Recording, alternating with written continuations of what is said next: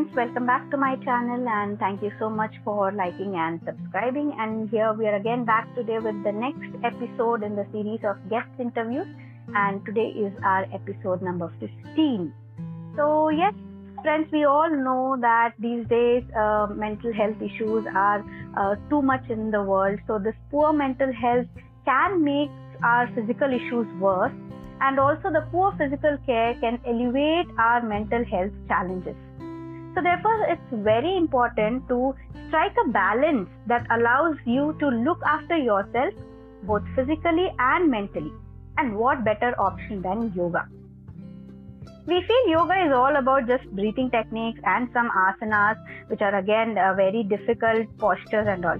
But then, yoga is a practice that connects the body, breath and mind, which focuses on improvement of our overall health. And also, it's been in our country for over 5,000 years now.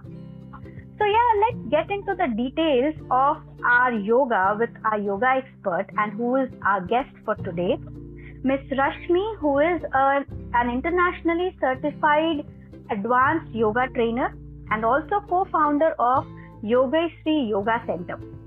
She has trained many people online who have been benefited with this wonderful art of living. So yeah, hi Rashmi, thank you so much for coming to my channel. Hello Ashrita, thank you so much for having me. Yeah, so yes, first of all, I just want you to tell us what is the idea of yoga. Like even I mentioned, it's a very ancient technique in our country that we are following.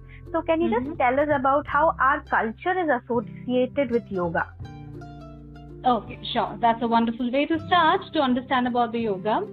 Yeah. Well, the ancient practice of yoga actually originated in India, and it has a very rich history past thousands of years. I remember you mentioning about 5,000. I'll surprise you with the actual number. It is the core, it is around 15,000 years ago. So Adi Yogi, who is Shiva, considered to be the primal source of yoga, he transmitted this knowledge and science of yoga to Saptarshis around 15,000 years way back at the foothills of Himalayas. So this event is actually symbolically the first yoga session ever conducted. So it is a very special thing for all the yoga trainers. It is very close to our heart. Right.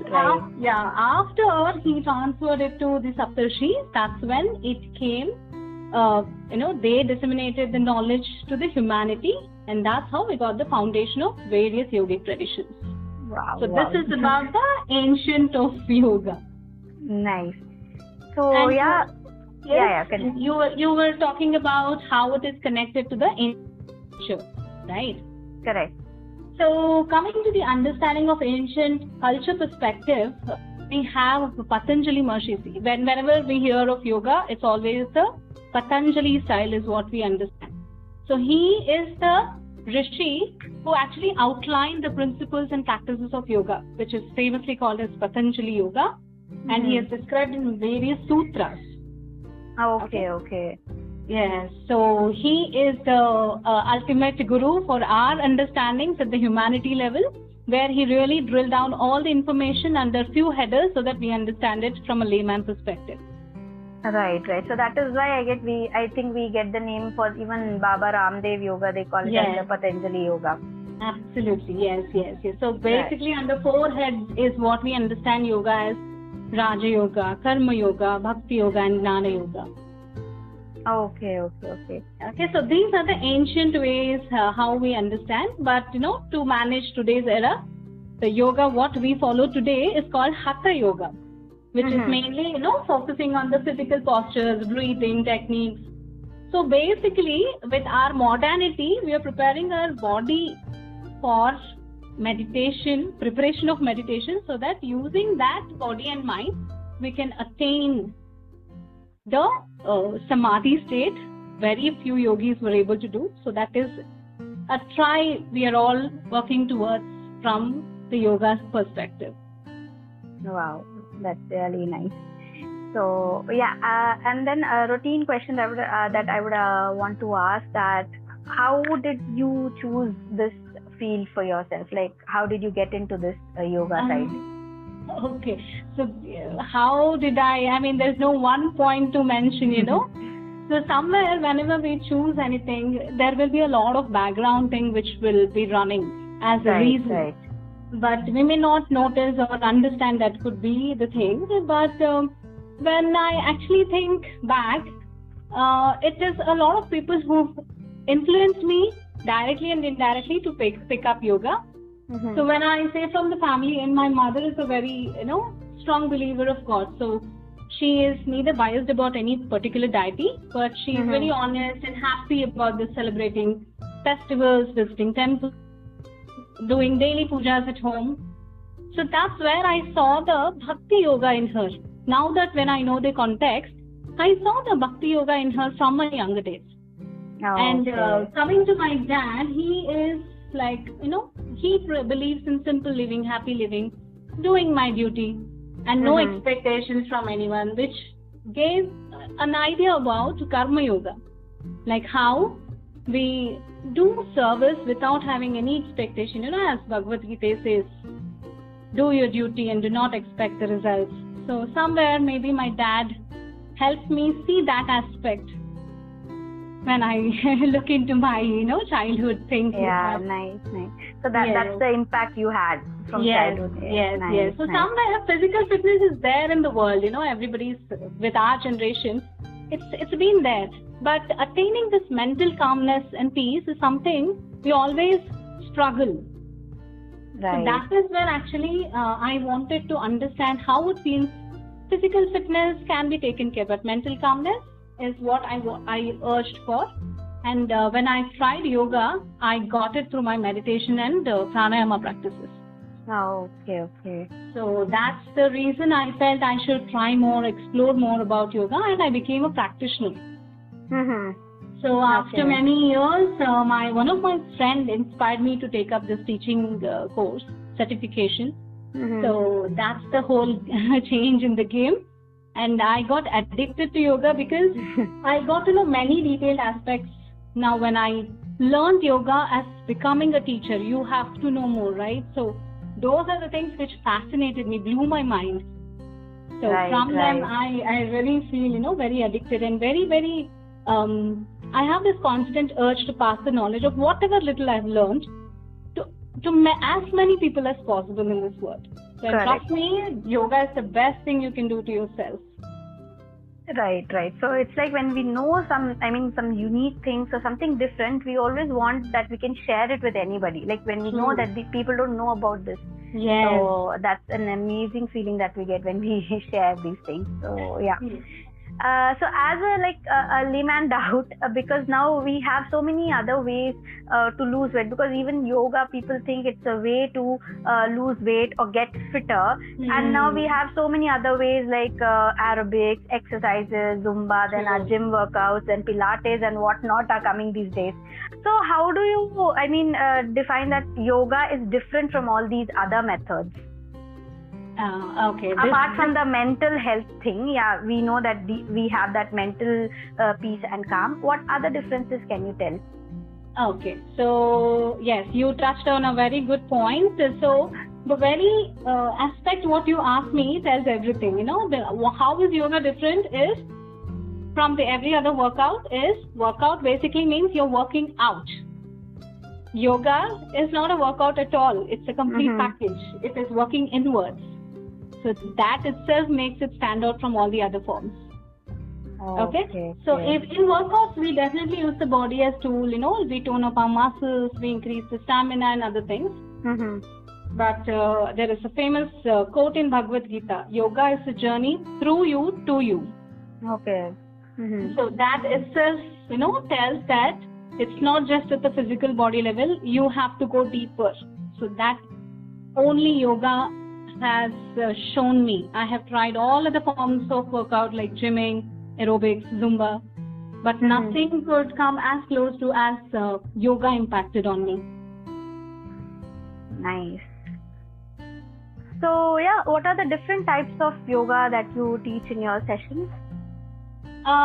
Yes. Okay. Well, with the certification perspective, I have done my certifications, Hatha Yoga, Vinyasa Yoga, Ashtanga Yoga, Power Yoga, and naming the new ways, Space Yoga, Pregnancy Yoga, like which is prenatal and postnatal.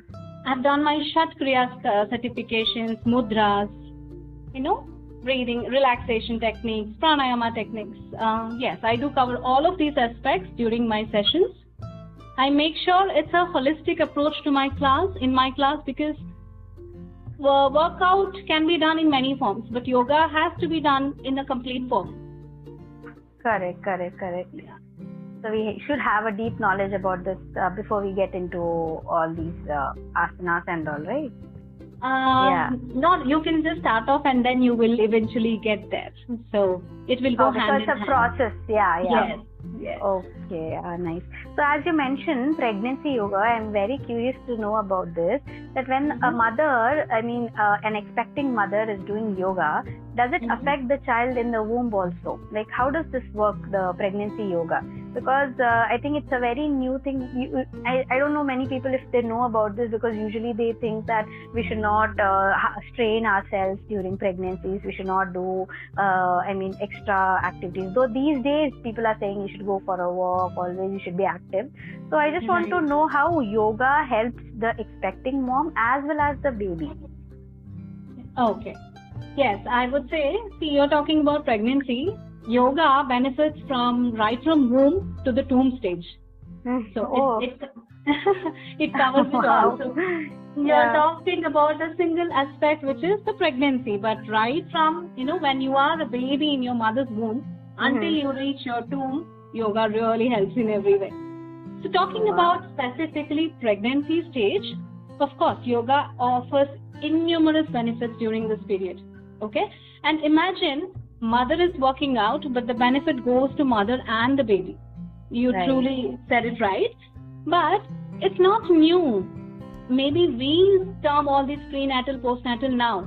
But even from our ancient times, we have something called as Garbha Samskara.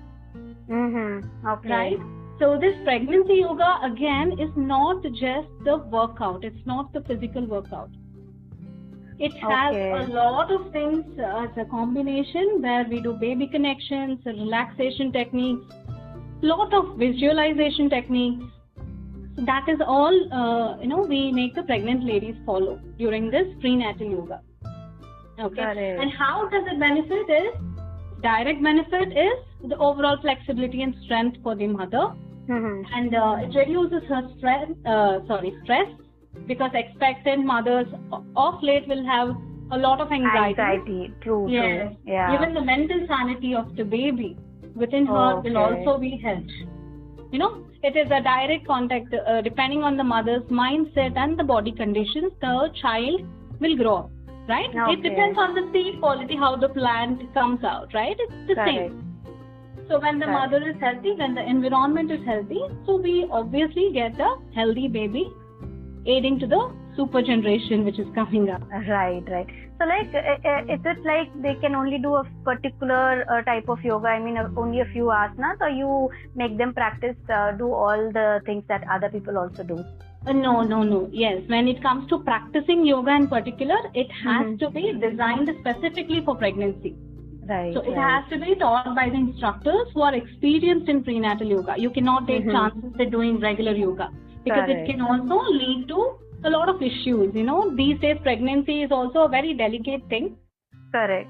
Yes, the mother will have the strength within. So this pregnancy yoga is a combination of showing her strength to herself, preparing her for labor, yet, preparing her body and mind with all the workouts and the calmness, everything as a package. So she cannot do a regular yoga during the pregnancy. So yes, ma'am, I even want to know if you take any sessions for kids, like from which age can kids also start doing yoga? Okay. Regarding kids, I have taken offline classes. Like I've been last year, I have taken offline classes specifically for kids in a preschool. So I have had my students aging from 3 years joining these sessions, Yes, so it was amazing. You should see how they practice with all the more active, They surprise you when they do the asanas. And also their bodies are more flexible, I think, right? Yes. They really give you goosebumps, looking at them practicing. Those things are like a treat to eyes. Correct. And if there are many kids around, it will also be like very competitive. Like, oh, he's bending, so even I should do. They jump around and, they want to prove that they're the best in the lot. Correct. Let it be touching their toes, touching their feet. See, I can touch better than you. So I think it will be fun with kids. Yes, it's amazing. And I have 2 daughters. So my older one is 12 and my younger one is 7. So when you say kids, even my older one started a bit late, I would say. When she was 7-year-old, so she started. But my younger one started picking early because she saw all 3 of us, like me, my husband and my daughter practicing. So she picked up at the age of 2 only. Wow. So when you ask me what age, I would say leave it to them. They will start. You just have to be doing in front of them. Front of them. Yes, they need to have that environment where they can see people doing it. For them, nothing is difficult and there is no age specific as such. Yeah. And I just want to also know, how can we motivate kids? Because even I keep asking my son to do Surya Namaskar, or especially Tadasan. For Tadasan, at least I can tell him that you'll grow tall, so you have to do. But then even I'd ask him to do some bending exercises and all. But again, it's like an extra work for the kids.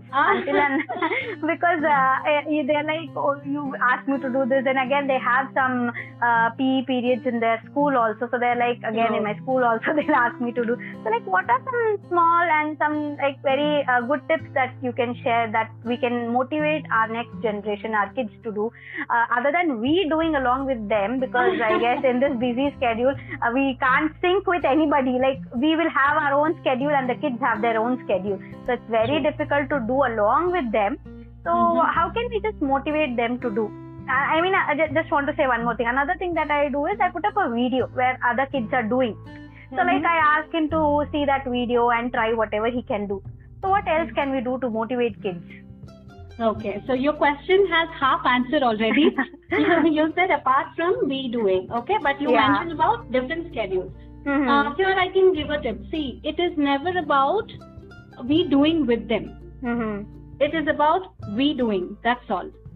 Okay. Okay, it is about we practicing. And they just pick it up. You don't even know when they are observing, how they are observing, and how much deeper it goes into them. Because when I told you about my father, he used to wake up. Even today, touch wood, my dad is 80 years. Even today, he wakes up at 4 in the morning. Wow. But trust me, when I was a child, I've never seen him waking up that early. I knew only because I never woke up at that time. Right. So it is not necessary that children see us. They will get to know what we are, not by what we say, but by what we do. Correct.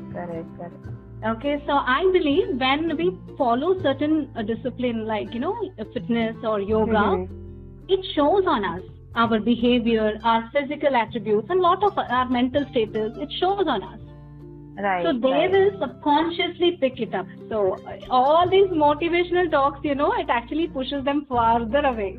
Right. So I think the communication is key here. So we need to tell them, at least if they don't get to see us, at least we have to tell that even I had this schedule. So Yes. And also one more point is, get them that environment. Show them how they get to see whatever we show them, at least at the younger days, right? So expose them to the right places, right people, put them into some nice classes. There are many classes for children which are very interesting with yoga. Right. A lot of creative classes. So that will maybe somewhere trigger their interest. It's sometimes in Kannada there is a proverb, Hittala Gidda Maddalla anta. So whatever is, in your backyard is never a medicinal thing. Oh.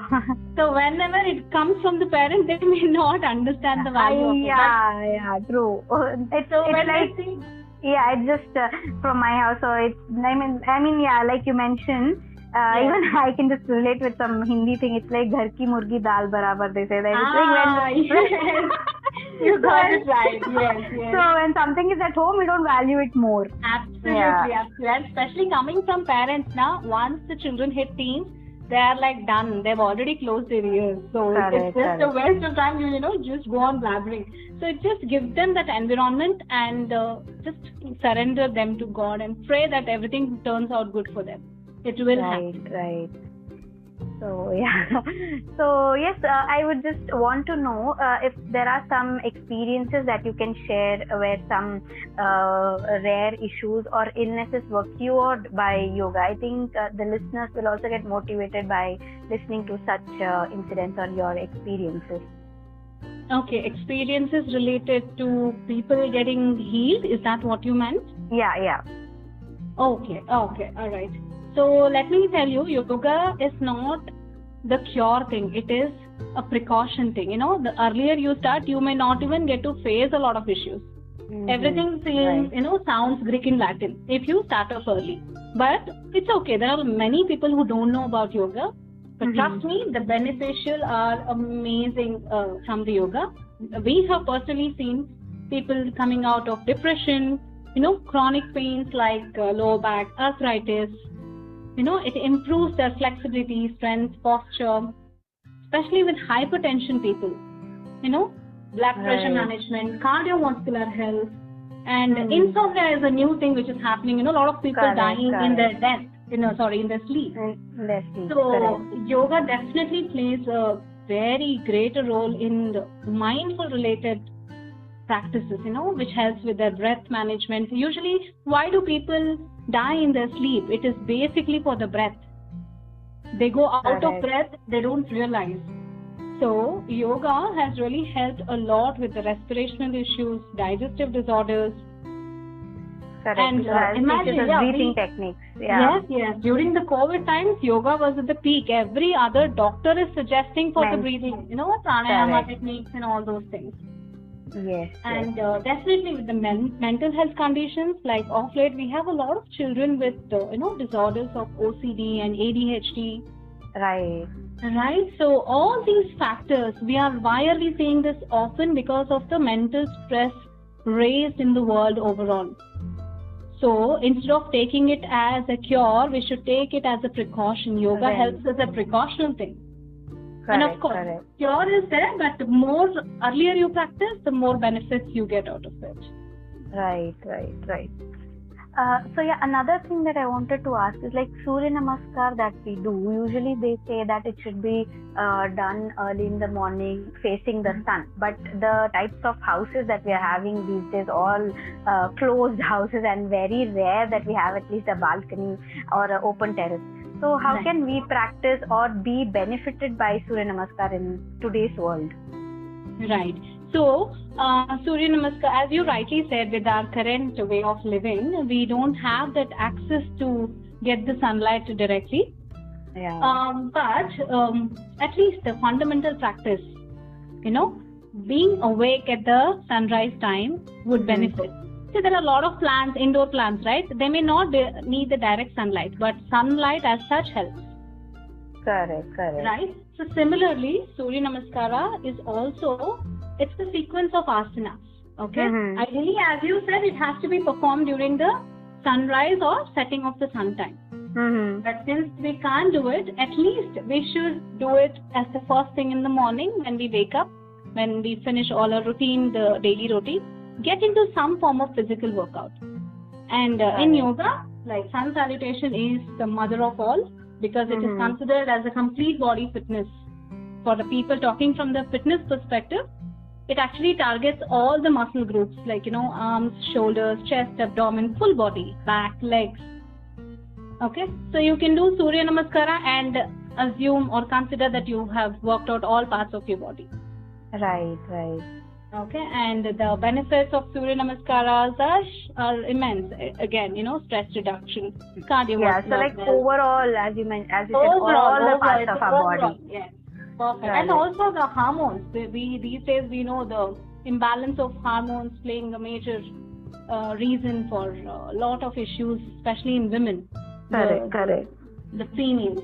So it also helps with them, balances the hormonal issues. Right. And another thing that I've heard about is the yoga nidra. So like again, it says sleep nidra. I think it's sleep. So how does it give that calmness, or the like how we are talking about the mental peace? So how can we relate this with that? So there are two things. Let me tell you. One is the shavasana. And the other one is the yoga nidra. I'm sure you would have heard both the terminologies in yoga. Yeah, and I thought both are same. Yes, a lot of people get confused with the same thing. So, just to give you a small difference between the two, shavasana we usually take up at the end of our yoga session. Okay, like a rest session. Yes, it is a perfect way to rejuvenate every cell. Whatever workout you've done, you give your body time to absorb the changes happening because of your workout. Okay. And that happens in shavasana. Okay. So yoga nidra by itself stands out. It's a separate thing. Okay. It's called as a yogic sleep. I mean, there is a day that we do exclusively yoga nidra session. So it is not only associated with resting or rejuvenating after a workout. It is a standalone session. Okay. It's basically done with it's good and more effective when it is done with a guided meditation, and it's considered as a relaxation practice where we take the mind to a state of deeper relaxation while maintaining full consciousness. Correct. It might sound a little confusing. Shavasana sometimes take you to sleep actually. Right, because after they're tired, it's just like a resting phase as you mentioned. True. But yoga nidra, on the contrary, it will keep you completely awake. You are completely aware of what's happening around you, but just taking your mind to a very deep level. Okay. So I think that takes a lot of practice. It will come out of a lot of practice, I guess. Oh, right? Yes. Trust me. I mean, more than 20 sessions have gone to sleep and in the yoga nidra. It takes a lot of practice, definitely. So, it's like control on our mind, I think, right? Yes. So very disciplined way. It helps with inner transformation. It's deeply relaxing. But for a holistic well-being at your body, mind and spirit level, yoga nidra really plays a very, very, very beautiful role. Correct. So, yes ma'am, as we are also approaching the World Yoga Day on June 21st, so I would want you to say a few words which would again increase the awareness about yoga among the people and my listeners. Okay, yes. As you rightly said, June is the month of World Yoga Day. And this time, our Prime Minister Narendra Modi has rolled out the theme of this year yoga is Yoga for Women Empowerment. Wow. Okay. Yes. So, now being in Bangalore, at Karnataka chapter, there is a Indian Yoga Association. So, every state has its own chapter. So, at Karnataka level, we are conducting 32 days session towards empowering women in the stream of yoga. Wow. We've already started that and we'll be ending that 32-day session on the World Yoga Day. Oh, nice. And we are having like around 64 speakers coming forward and talking about various aspects, especially considering the theme of women empowerment. They've been touching base, and it is turning out to be beautiful session, very enlightening sessions. So I would definitely recommend everybody to, on this World Yoga Day, on this event, understand something about yoga. Try it out. Give it a try. Try it with an open mind. Okay, do not come with any biased mindset. Especially the next generation needs it more. Right. Because of the chaotic age we are at with the AI influences, people are losing the basic humanity, feel factors, emotions, everything is going off. Right. Try this. This will be very transformative. So on this World Yoga Day, I really hope that all the youngsters come forward and take up yoga as at least 21 days practice, and you will see the difference for yourself. Mentally, physically, and in a lot of other directions which you may not realize, but it will certainly take you up to different dimensions. Correct. So as you've mentioned, I think to just get a relief from all the stress that the people are facing these days, I think it's very important to practice something or the other which gives you calm. So I think the workouts also, I don't know exactly, but I think some or the other point they are stressful. So I mean, it's just like we have to keep on doing. Yes, I mean little more. So what I've heard about yoga is like, first you will relax yourself, relax your body and mind, and then you perform all your asanas. Yes. So yes, friends, so as we have discussed today, that yoga has many physical and mental health benefits, including the improved posture, flexibility, strength, balance, and body awareness. So thank you so much, ma'am, again for like giving so many tips and also the awareness. And I think it is a never-ending topic actually, because I still have so many doubts in my mind. But yeah, I, if possible, we'll again have another episode for this, because about the children that you mentioned, the development issues in children, and again about the women hormonal imbalances. I guess we need to know a lot more about yoga, how we can benefit ourselves from all these things also.